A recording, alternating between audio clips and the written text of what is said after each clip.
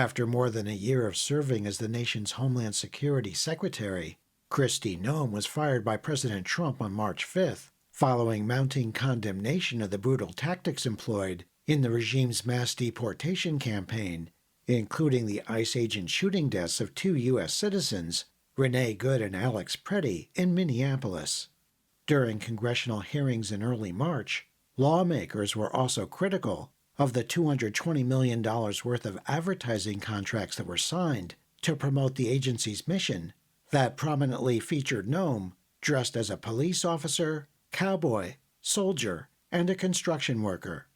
In late March, reports surfaced that the DHS Inspector General had launched a wide-ranging investigation into how contracts were solicited and handled, which directly involved possible ethical and criminal violations by both Noem and her de facto chief of staff, Corey Lewandowski. Soon after Noem's termination, Trump nominated and the U.S. Senate confirmed Oklahoma Republican Senator Markwayne Mullin to become the administration's new Homeland Security Secretary. Your reporter spoke with Kica Matos, president of the National Immigration Law Center, who reflects on Kristi Noem's destructive tenure and assesses what the nation can expect from Markwayne Mullin, who now leads DHS after a more than 40-day congressional deadlock over funding for the department, linked to Democrats' demand for major reforms to ICE. Yeah, look, she came out of the gate swinging by all appearances, including her own statements. She was carrying out Trump's mandate and Stephen Miller's mandate, but she made a few decisions that seemed to have really irked the president. And the last straw for him was the fact that she used your dollars and my dollars, our taxpayers' dollars, to the tune of $220 million to roll out these advertisements where she was featured. She was the central figure riding a horse in a number of places in front of Mount Rushmore, if I'm not mistaken. Speculation that she was really using this to center herself as a possible presidential candidate sometime in the future. That's part of the speculation. But she unleashed a level of brutality and lawlessness around immigration that we have never seen before.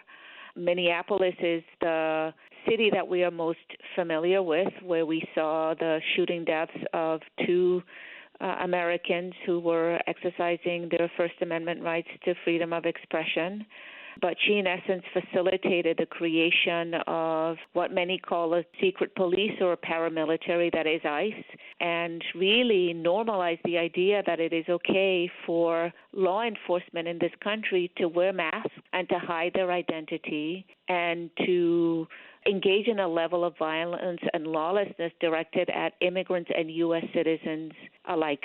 It did not appear that Trump and his administration was as bothered by the violence and the authoritarian leanings of ICE that she authored. He was more bothered by the fact that she spent all of that money elevating her image. Right, which conflicted with Trump's quest for attention all the time, right? Exactly. Yeah.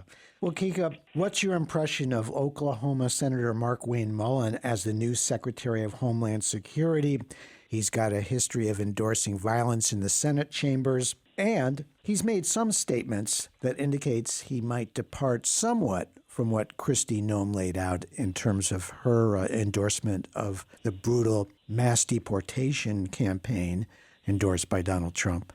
What's your take on Markwayne Mullin as he takes over the DHS? Look, this is, to me, the equivalent of putting lipstick on a pig. Markwayne Mullin is a hardline anti-immigrant person who, as a senator, embraced fully Trump's anti-immigrant policies. And just to offer up a few examples, he has been a vocal defender of the administration's mass deportation campaigns, going so far as to describe ICE officers as patriots. He has expressed some skepticism about birthright citizenship and has openly stated that kids who are born in the U.S., in other words, U.S. citizen children whose parents are undocumented, if the parents are deported, he believes that the children should go with them to avoid family separation. He has also supported withholding federal funds for sanctuary cities that support their immigrant families. And following the shootings of Alex Pretty and Renee Good, he first came out swinging, calling Alex Pretty a deranged individual. He had to walk that back.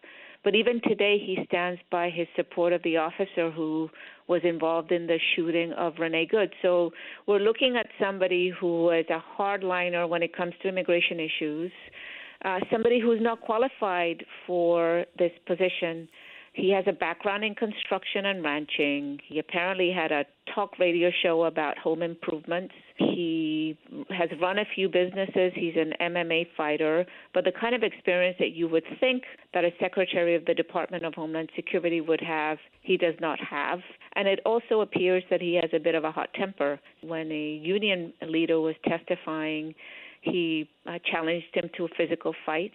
Right. And he also had a bit of a run-in with Senator Rand Paul, where he made some comment, a favorable comment about Rand Paul being beaten by one of his neighbors, and Rand Paul took him to task on that. So the things that we should be concerned about are not just specific to the radical anti-immigrant positions that he has, but also it's really his lack of expertise and his ability to actually run such a large agency with such a big budget. That was Kica Matos, president of the National Immigration Law Center and the Immigrant Justice Fund.